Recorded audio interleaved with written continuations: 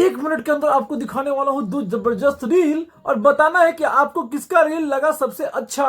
Video में बने रहिएगा।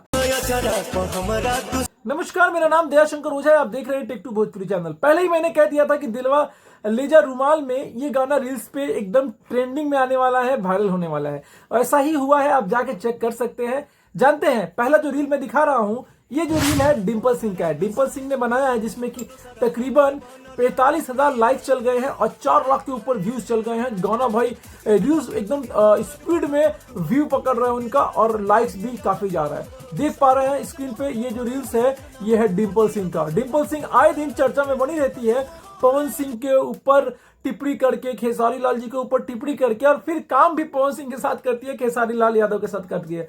पूरा कंट्रोवर्शियल स्टार है। चलिए मैं नेक्स्ट रील की बात करूं। नेक्स्ट रील जो बनाया है वो काजल राज है, सॉरी खुशी राज है। खुशी राज काफी पॉपुलर है। राज भाई के साथ खुशी राज बहुत सारा गाने में काम कर चुकी है और मिलियन मिलियन व्यूज दे चुकी है।